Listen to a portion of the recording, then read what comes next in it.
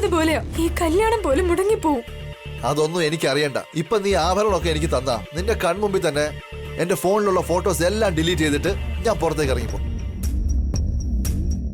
ഇല്ലെങ്കിൽ സോഷ്യൽ മീഡിയയിൽ അപ്ലോഡ് ചെയ്ത് ഞാൻ വൈറലാക്കും. അപ്പൊ നിന്റെ മാനവും പോവും, ഓട്ടോമാറ്റിക്കായിട്ട് കല്യാണവും മുടങ്ങും.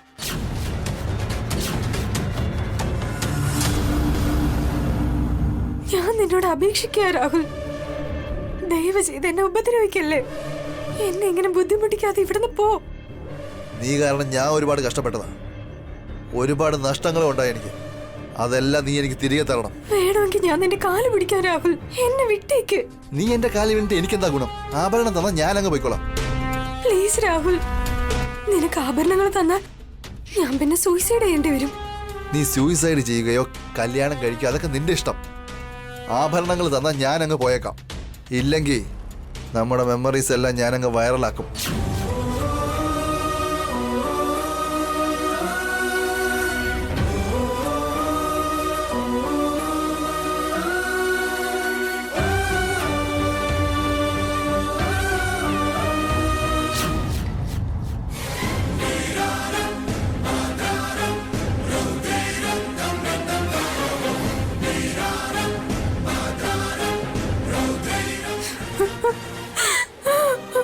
എന്താ ചേച്ചി കരഞ്ഞോണ്ടിരിക്കുന്നേ?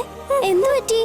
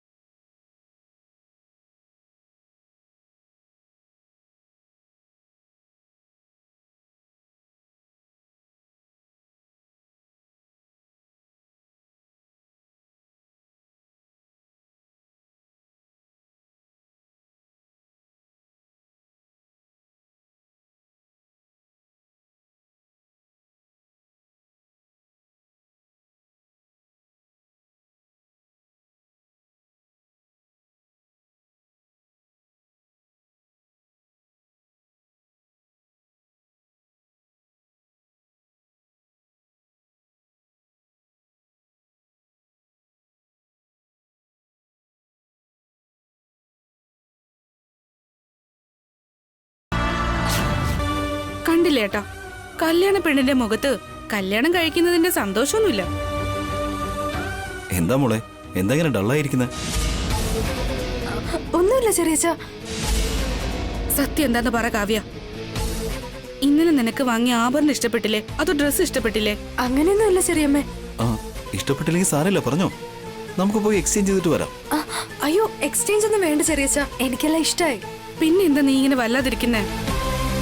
നിന്റെ പ്രശ്നം എന്താണെന്ന് പറയ് കാവ്യ. ഒന്നുമില്ല ചെറിയമ്മേ.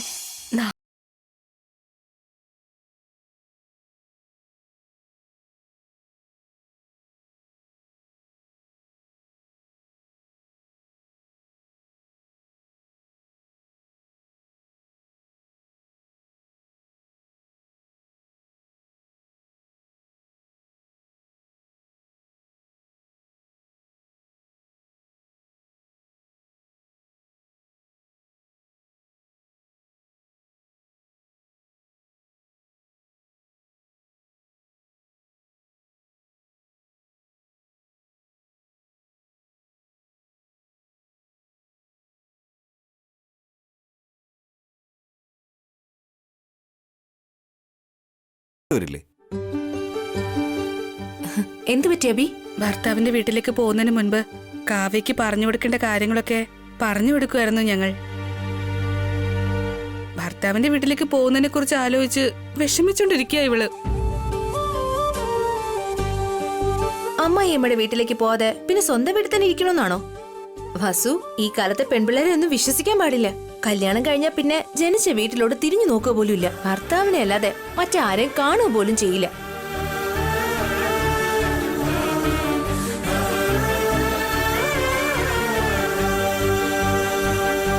കരഞ്ഞു കരഞ്ഞ് മുഖം ഇരിക്കുന്നത് കണ്ടില്ലേ? പോയി ഫ്രഷ് ആയിട്ട് പുറത്തേക്ക് വാ, ഒരുപാട് ജോലികളുണ്ട്.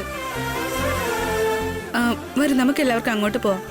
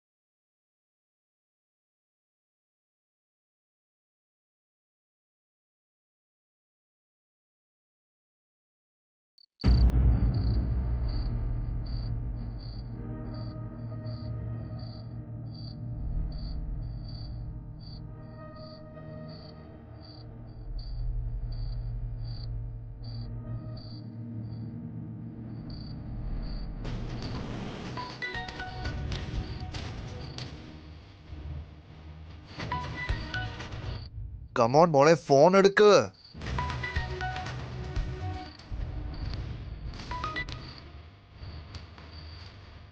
ഹലോ.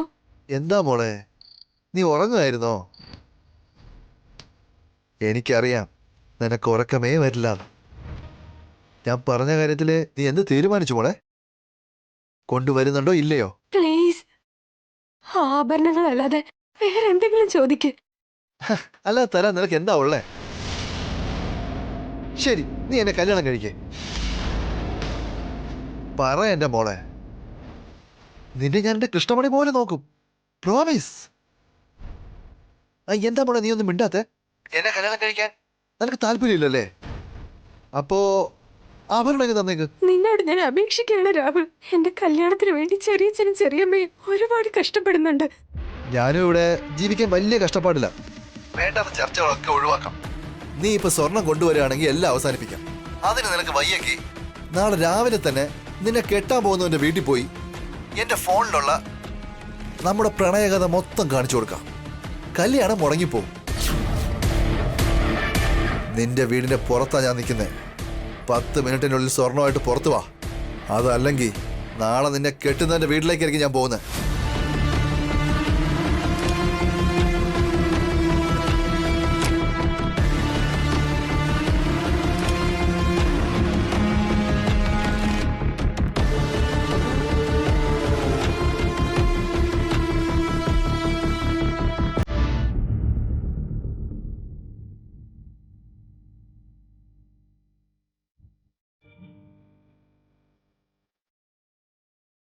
സോറി ചെറിയച്ഛ, സോറി ചെറിയമ്മേ.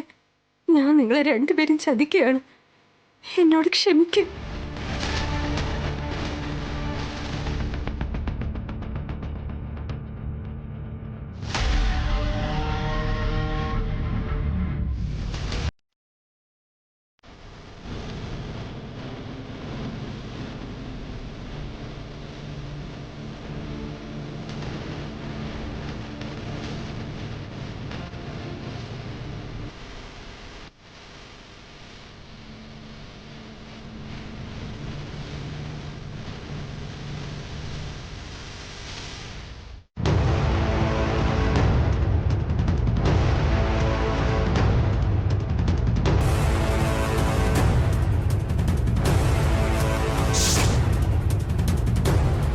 കാവ്യ ആഭരണമായിട്ട് വരുമോ അതോ എന്നെ ചതിക്കോ?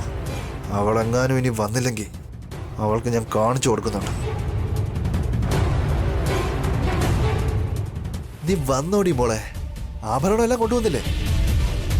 നീ വരും, സ്വർണമായിട്ട് തന്നെ വരുമെന്ന് എനിക്ക് നേരത്തെ അറിയായിരുന്നു. നിനക്ക് വേറെ ഓപ്ഷൻ ഒന്നും ഇല്ലല്ലോ. മാനം പോയ കല്യാണം തന്നെ മുടങ്ങിപ്പോവും. കല്യാണം മുടങ്ങിപ്പോയാ നിനക്ക് ജീവിക്കാനേ പറ്റില്ല.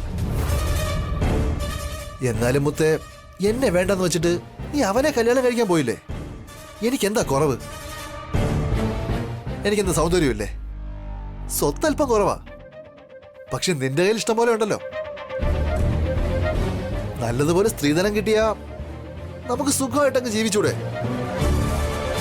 എന്താ മോളെ ഇങ്ങനെ നീ സൈലന്റ് ആയിട്ടിരിക്കുന്നേ? എന്നോട് സംസാരിക്കാൻ നിനക്ക് ഒട്ടും ഇഷ്ടമല്ലല്ലേ? നിനക്ക് വേഗം വീട്ടിൽ പോകണം അല്ലേ? ഓക്കെ മോളെ, നീ ആ ബാഗ് തന്നിട്ട് അങ്ങ് പൊക്കോ.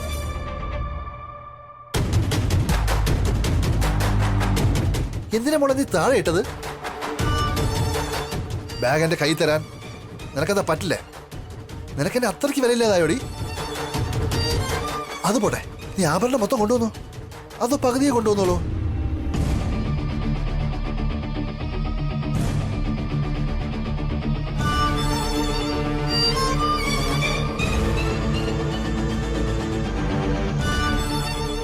എന്താടി നീ ആഭരണം കൊണ്ടുവന്നില്ലേ?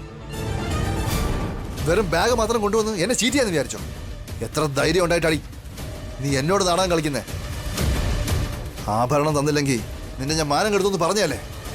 നിനക്കെന്നെ ഒട്ടും പേടിയില്ലല്ലേ? നിന്റെ മാനത്തെക്കാൾ നിനക്ക് ആഭരണമാണ് വലുതല്ലേ? നിന്നെ കൊന്ന് ഞാൻ.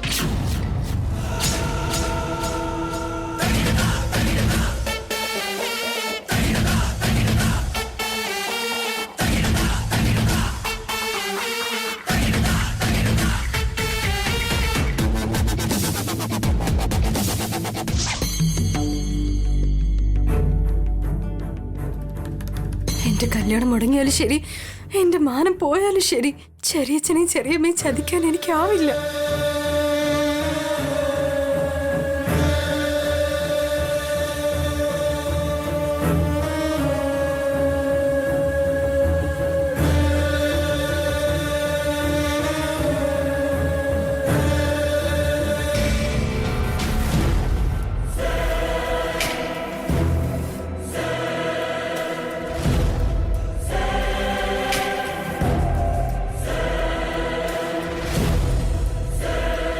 നീ ഇവിടെ എന്ത് ചെയ്തോണ്ടിരിക്കുക കാവ്യ? ഒന്നുമില്ല ചെറിയമ്മ. പിന്നെ അലമാരക്കകത്തിരുന്ന ആഭരണങ്ങൾ എടുത്തിട്ട് വീണ്ടും ഇതിനെ തിരിച്ചുകൊണ്ട് വെച്ചേ?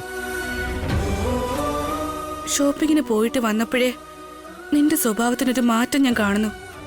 ഷോപ്പിംഗ് മോളിൽ വെച്ച് നീ നല്ല ടെൻഷനിലായിരുന്നു. സ്നേഹിച്ച ആളെ കല്യാണം കഴിക്കാൻ പോകുന്നതിന്റെ ഒരു സന്തോഷവും നിന്റെ മുഖത്ത് കാണാനില്ല.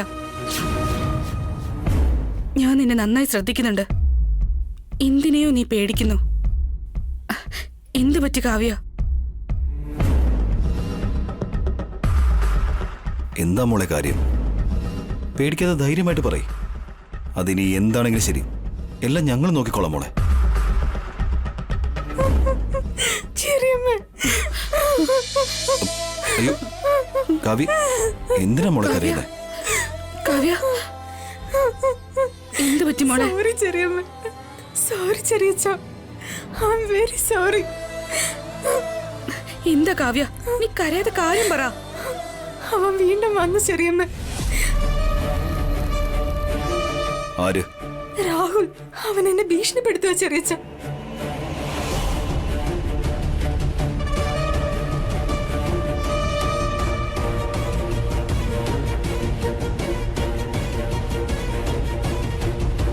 ആഭരണങ്ങളെല്ലാം കൊടുത്തില്ലെങ്കിൽ രാജേഷിന്റെ വീട്ടിൽ പോയി ഫോട്ടോസും വീഡിയോസും എല്ലാം കാണിച്ചു എന്റെ ജീവൻ നശിപ്പിക്കുമെന്നാ പറയുന്നത്. എന്താ ചെയ്യേണ്ടതെന്നൊന്നും അറിയാതെ ആഭരണങ്ങളെല്ലാം അവന് കൊടുക്കാന്ന് വിചാരിച്ചു. പക്ഷെ എനിക്ക് വേണ്ടി നിങ്ങൾ അനുഭവിക്കുന്ന കഷ്ടപ്പാടുകൾ ഓർത്തപ്പോ എനിക്ക് നിങ്ങളെ ചതിക്കാൻ കഴിഞ്ഞില്ല ചെറിയച്ഛ. അതുകൊണ്ടാ ആഭരണങ്ങൾ തിരികെ വെച്ചിട്ട് മരിക്കാന്ന് വിചാരിച്ചത്. സോറി ചെറിയച്ഛ. നീ എന്തിനാ മരിക്കുന്നത് കാവ്യ? നിന്നെ ഭീഷണിപ്പെടുത്തി അവനാ മരിക്കേണ്ടത്. അവൻ എവിടെയുണ്ട് ഇപ്പോ?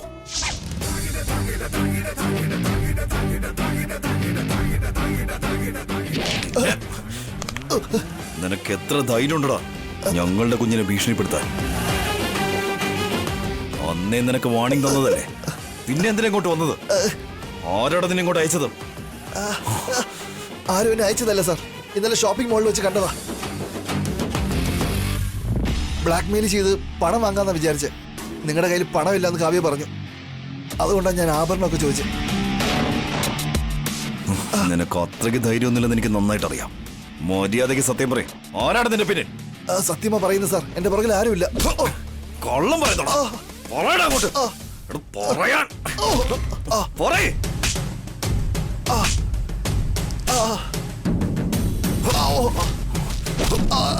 പറയടാ.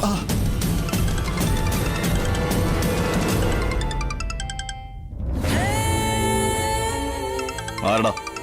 അത്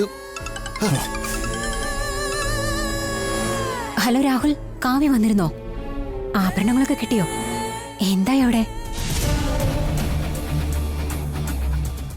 ഹലോ ഹലോ, എന്താ നീ ഒന്നും മിണ്ടാത്തേ? എന്തെങ്കിലും ഒന്ന് പറഞ്ഞു തൊലയ്ക്ക്. ആരേട്ടാ അത്? കാവേരി. എന്തായിരിക്കും അവൻ ഫോൺ കട്ട് ചെയ്തേ? നമ്മളെ ആവശ്യമില്ല അവന് തോന്നിക്കാണും മാഡം. ആഭരണം എടുത്തോണ്ട് അവന് ഓടിയോ എന്തോ. ഇവനെ അയച്ചത് അവളായിരുന്നോ? അതെ മാഡം, അവര് പറഞ്ഞിട്ടാ ഞാൻ ഇങ്ങനെയൊക്കെ ചെയ്തേ. ഇതിൽ എന്റെ തെറ്റൊന്നുമില്ല, എന്നെ വെറുതെ വിടണം. നിന്റെ തെറ്റെന്താണെന്നോ അവളുടെ തെറ്റെന്താണെന്നോ ഇപ്പൊ തന്നെ ഞാൻ കാണിച്ചു തരാം. നീ വീട്ടിലേക്ക് പോകണേ. ഈ കല്യാണം മുടക്കണമെന്ന് വിചാരിക്കുന്ന കാവേരിയെ കല്യാണത്തിന് ക്ഷണിക്കാൻ പോവാ. കാവ്യെ കൊണ്ടാക്കിയിട്ട് വാ. വാ. നടക്കണ.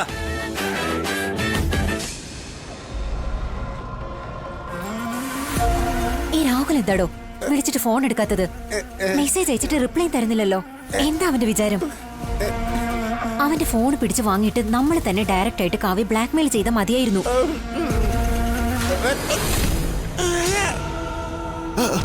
അയ്യോ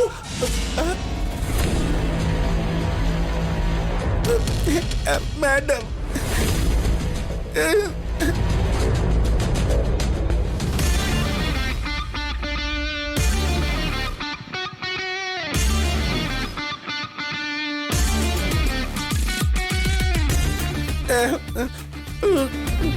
പൊന്നം, നിന്റെ ഒത്താശക്കാരന്റെ മുഖവും ഫോണും എല്ലാം ഞാൻ കണ്ടുപിടിച്ചടി. ഇനി നീ എന്താ ചെയ്യാൻ പോകുന്നത്? ഞങ്ങളുടെ മകളുടെ കല്യാണത്തെ നീ മുടക്കാൻ ശ്രമിക്കുവാണോ? നീ പെണ്ണാണെന്നുള്ള ഒറ്റ കാരണം കൊണ്ട് വെറുതെ വിടുക. അല്ലെങ്കിൽ നീ എന്നെ എന്ത് ചെയ്യൂടാ?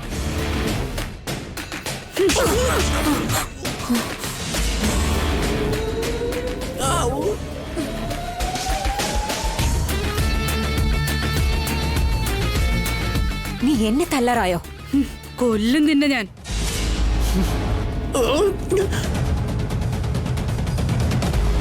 ഇനി ഒരു തവണ കൂടി ഇതുപോലുള്ള അലവലാദികളെ എന്റെ വീട്ടിലേക്ക് അയച്ചാലുണ്ടല്ലോ, കൊന്നുകളെ നിന്നെ ഞാൻ. നീ ആരോടാ സംസാരിക്കുന്നതെന്ന് നിനക്ക് അറിയില്ല. അറിയാം.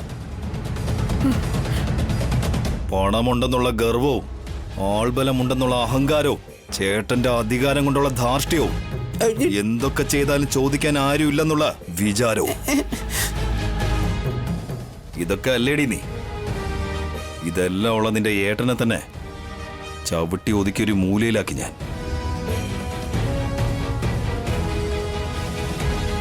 ഞങ്ങളോടങ്ങാൻ ഇനി കളിക്കാൻ വന്നാൽ നിനക്കും അതേ അവസ്ഥ തന്നെ ആയിരിക്കും. സൂക്ഷിച്ച് സംസാരിക്കണം അഭിറാം. എന്റെ ഏട്ടനെ പോലല്ല ഞാനെന്ന് മനസ്സിലാക്കിക്കോ. എന്നെ കുറിച്ച് നിനക്ക് നന്നായിട്ട് അറിയില്ല. പറയടി, എന്ത് ചെയ്യും നീ? എന്ത് ചെയ്യാൻ പറ്റും? നിങ്ങൾ നടത്താൻ പോകുന്ന കല്യാണം ഞാൻ മുടക്കി കാണിച്ചു തരാം. അത് നിന്നെ കൊണ്ട് കഴിയില്ല. വെറുതെ എന്നെ വാശികയറ്റാൻ നോക്കല്ലേ. എന്റെ സ്വഭാവം മാറി നിനക്കത് താങ്ങാൻ പറ്റില്ല. തൂക്കിയെടുത്ത് നിന്നെ ഭ്രാന്താശുപത്രി കൊണ്ടാക്കും. അവിടുന്ന് ഷോക്ക് ട്രീറ്റ്മെന്റ് തന്നാ നിന്റെ അഹങ്കാരവും ഭ്രാന്തൊക്കെ മാറിക്കിട്ടും. നീ എന്നെ ഷോക്ക് ട്രീറ്റ്മെന്റ് അടുപ്പിക്കോടി. എന്റെ ടോർച്ചറിങ് എങ്ങനെയായിരിക്കും നിനക്ക് സങ്കല്പിക്കാൻ പറ്റുമോ? ഏയ്, നിന്നെ കൊണ്ട് ചെയ്യാൻ പറ്റുന്നതൊക്കെ ചെയ്യടി. ഈ കല്യാണം ഞാൻ നടത്തിയിരിക്കും. ഈ കല്യാണം നടക്കില്ല. നടത്തി കാണിക്കും ഞങ്ങൾ. നടക്കാൻ ഞാൻ സമ്മതിക്കില്ല. വസുന്ധര, ഇതൊക്കെ പറഞ്ഞാൽ മനസ്സിലാക്കാൻ പറ്റുന്ന ടൈപ്പ് അല്ല ഇത്. കുങ്കുമം വെച്ചോണം പറഞ്ഞു കൊടുക്കാൻ.